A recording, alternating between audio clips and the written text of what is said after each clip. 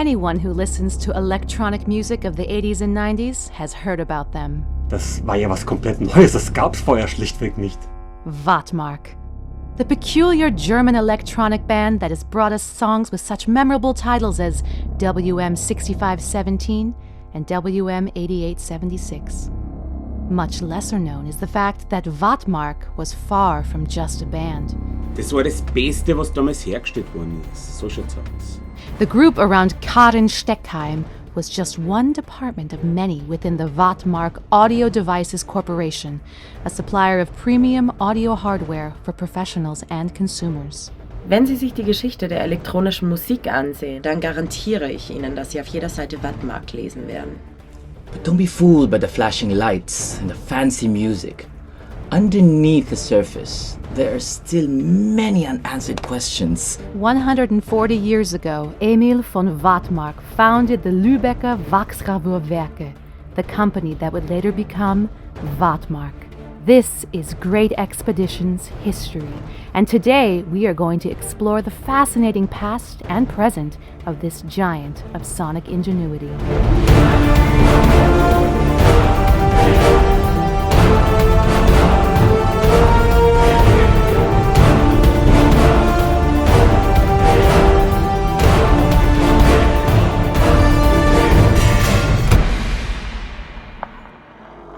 Founded in 1868, the company specialized in serography, a printing process that involved the engraving of images and text into plates of wax on a metal substrate. These were then used for printing, mostly of maps. In addition, the company produced artisanally engraved candles and bars of soap for wealthy households across Germany. However, at the end of the 19th century, serography was gradually made obsolete by photo engraving. Wattmark soon found itself in jeopardy. Emil von Wattmarck remained adamant that serography was the superior technique and that photo engraving was just a passing trend. He could not have been more wrong. Only after his death was the extent of Wattmark's financial debt made clear. Only by selling off most of the family's estate and careful negotiations with investors, Emil's son, Rüdiger von Wattmarck, was able to save the company. He relocated the factory and the family estate to Heidelberg in the state of Baden-Württemberg. To this day, the company headquarters remain there. Rüdiger had a very specific plan to save the company. Using their various patents for wax engraving techniques, Wattmarck began developing a new technology to store acoustic signals on cylinders of wax. The Wattmarck process ended up surpassing Edison's system in quality as well as affordability. So in 1879, the company was refounded as the Wattmarck Wachs- und Schallapparate GmbH. The company acquired a local producer of textile machinery and used the new technology, in particular a system for the automation of looms, to create its first fully autonomous acoustic generator. Released in 1884, the Sonic Loom, or acoustic Webstuhl, pioneered synthetic sound. This marked the beginning of Wattmarck's Golden Age that lasted well into the 20th century. Das muss man sich aus heutiger Sicht mal vorstellen. In einer Zeit, wo das Telefon gerade mal erfunden war, kommt eine Firma daher und beginnt rein elektromechanische Töne herzustellen. Das hat den Leuten schon Angst gemacht, vor allem Berufsmusikern. Aber es passt auch ganz gut zu dem Fortschrittsglauben jener Zeit. Und wer etwas auf sich hielt und es sich leisten konnte, hatte einen Akustikwebstuhl zu Hause stehen. Nicht nur in Wien und München, auch in New York und Caracas. However, Wattmarck's technology did not only offer benign possibilities. The military too became very fond of Wattmarck. During World War I, the company produced superior sound-ranging devices for the German army and was involved in the expansion and overhaul of the Nauen transmitter station near Berlin. In 1915, still during the war, the company patented a process for storing sound information on a wire that could be integrated into a film strip. 9 years later, this resulted in the first sound film ever produced, Der Bergsänger, in 1924.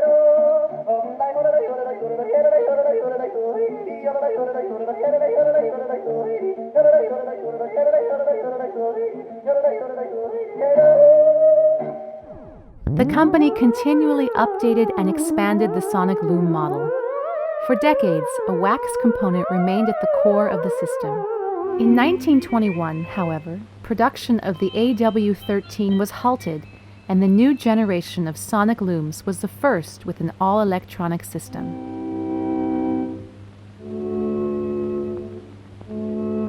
After more than 50 years, Vat Mark left its origins behind and was truly looking forward towards a bright future.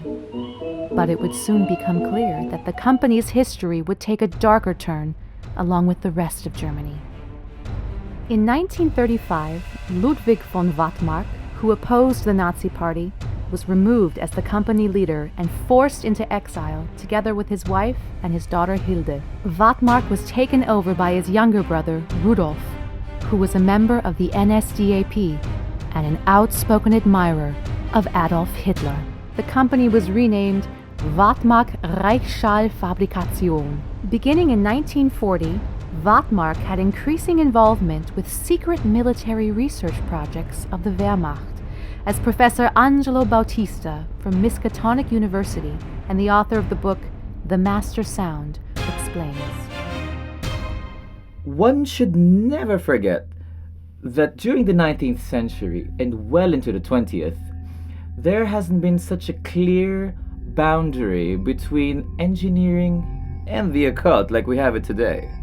In fact, many inventions can in part be tracked back into a kind of techno-mysticism. Rudolf von Wattmarck was especially fascinated by this notion of enigmatic ether waves and the secrets they contained. And he found a very willing receptacle for his bizarre ideas: Adolf Hitler himself. Operation Weberknecht was one of the most highly classified programs during the war. It is theorized that its purpose was the development of a mind control device based on acoustic and electromagnetic signals. However, all material on Operation Weberknecht was destroyed when German defeats became evident. Today, historians generally agree that the operation never really progressed beyond concept stage. After the war, Rudolf von Wattmarck was prosecuted and found guilty of crimes against humanity for the use of slave labor in the Heidelberg factory. He was sentenced to 8 years in prison, but was killed after only 2 months by a fellow inmate. His daughter, Elena von Wattmarck-Roslau, daughter of Rudolf and the Viennese opera singer Sylvie Roslau, was only 8 years old. The Allies' plan was to split up the company and sell it to investors in the US. Die Firma war ja damals schon so gut wie aufgelassen gewesen. Nur durch die guten Kontakte, die Hilde in Washington hatte, konnte sich das verhindern lassen. Angeblich gab es ja eine Vereinbarung zwischen ihr und Bess Truman, der First Lady, dass niemals wieder ein Mann an der Spitze der Wattmarck-Firma und Familie stehen würde. Hilde von Wattmarck returned from her American exile with her partner Catherine Hadley. Sources differ as to what happened to Sylvie Roslau after the war. Some rumors say that Roslau had developed a mental disorder and that Hilde had her institutionalized in a private sanatorium along with an alleged illegitimate son.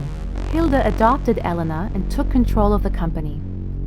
It was restructured as a corporation and renamed to its current name, Wattmarck Tongeräte AG. Since Hilde's return in 1946, there has always been a Wattmarck daughter at the head of the family and the company. In the late 1950s and throughout the 1960s, Wattmarck began investing heavily in the development of new electronic instruments, as well as recording and production equipment. In 1956, the Swiss musician Urs Rüttemann was hired through the recommendation by composer Carl Orff to create the soundtrack for a film portrait of the company. It was intended to reposition Wattmarck as the leading manufacturer of audio equipment in Europe.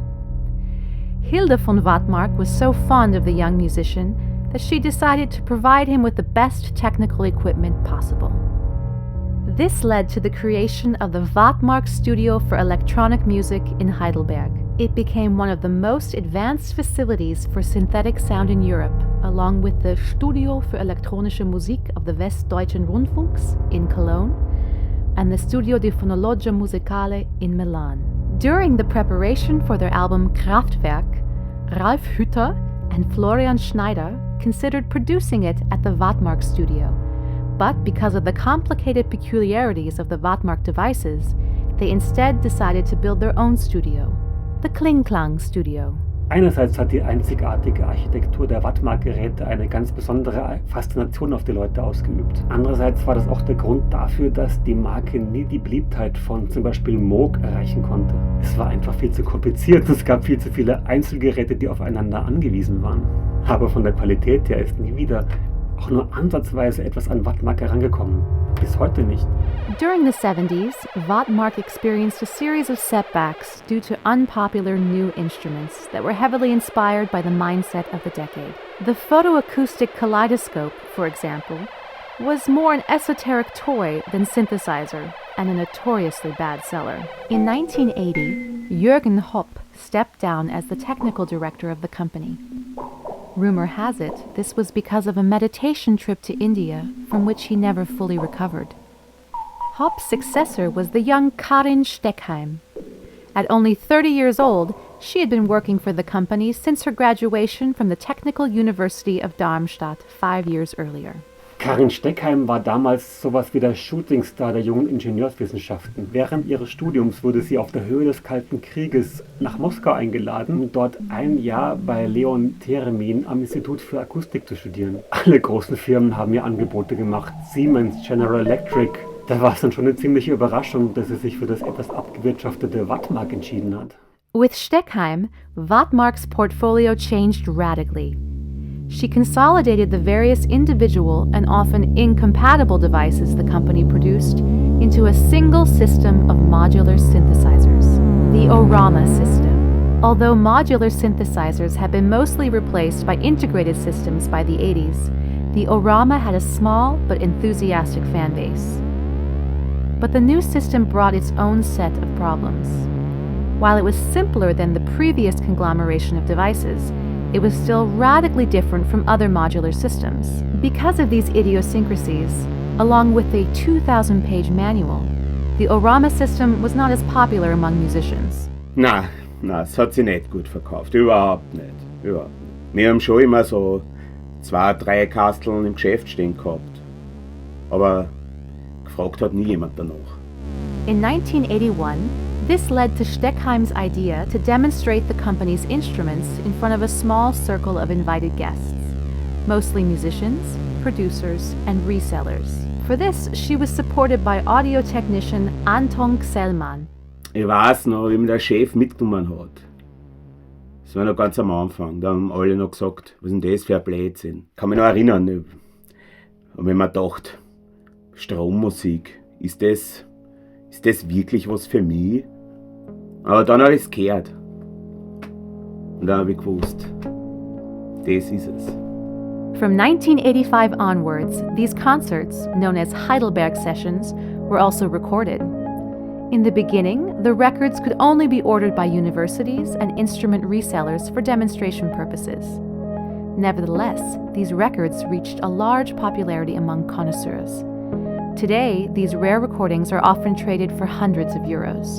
In 1987, Richard Kowalski, also known by his drag queen stage name Carlossel, joined the group as keyboardist and organist. They were soon joined by Tommy Huemer, the 9-year-old contrabass wunderkind. This paved the way for the release of Fabrikation, Wattmark's best-selling album in 1993. Still considered one of the best electronic industrial albums of all time, it went on to win several awards and a gold record. Ich bin damals ja erst durch das Album auf Wattmark aufmerksam geworden, so wie ja viele andere auch.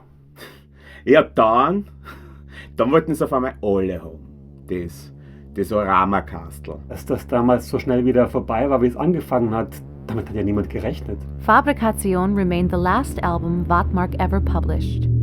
In 1995, Steckheim left the company after a falling out with the CEO Katharina von Wattmark-Roslau. She had taken over the position from her mother, Elena, just 2 years earlier. Sie konnte sich einfach nicht damit abfinden, dass ich jetzt das Sagen hatte. Und größere Pläne für die Demonstrationsabteilung als meine Mutter. Ja, und dann ist sie einfach abgehauen. Without Steckheim, Wattmark quickly fell behind its competitors in terms of product quality and creativity. After a few failed attempts to release a record without Steckheim, the demonstration department was officially dissolved just 9 months after Steckheim's exit. Today, the Wattmarck Company is all but forgotten. Na, wir haben gar nichts mehr. Vielleicht nur im Lager irgendwas, Altes oder so. Aber die stellen ja gar keine Synthesizer mehr her. Nur mehr so Eieruhren und so Brünetui und solche Sachen. With the grand factory in Heidelberg slowly withering away, Katharina von Wattmarck-Roslau recently announced that she will sell the firm and all its patents to the Gangkar Puensom Corporation, a Chinese technology conglomerate. But before handing over the reins for good, Wattmarck-Roslau has one last surprise for fans of the demonstration department. Steckheim hat mich angerufen, nachdem sie 10 Jahre verschwunden war. Und gemeint, sie hätte ein neues Musikinstrument, das sie gerne präsentieren würde. Ich war ein wenig überrascht. Aber meine Geschäftspartner zeigten sich interessiert und so habe ich natürlich zugesagt. Ein letztes Wattmarck-Konzert, um der alten Zeiten willen. The concert is scheduled for January 13th next year and will hopefully see a return of all 4 members of Wattmark, although the company has not released any details about the concert or the new instrument. Perhaps this concert will be a new beginning for the Wattmark brand, but even then, it won't be under the Wattmark family. Ich denke, es ist einfach an der Zeit, dass die Firma ihren eigenen Weg geht. Ich bin die letzte Wattmark. Ich habe weder Kinder noch Geschwister. Und so hat sich das mit dem Familienunternehmen ohnehin erledigt. From its humble beginnings as a producer of wax printing plates to one of the most influential suppliers of electronic instruments in the world, the Wattmarck Company and family has been tightly linked to the history of Europe. The new millennium will see tremendous changes for how we think about music, creativity, and art. But whatever the future will look like, thanks to new investments, interest, and ideas, it will definitely sound like Vat Mark.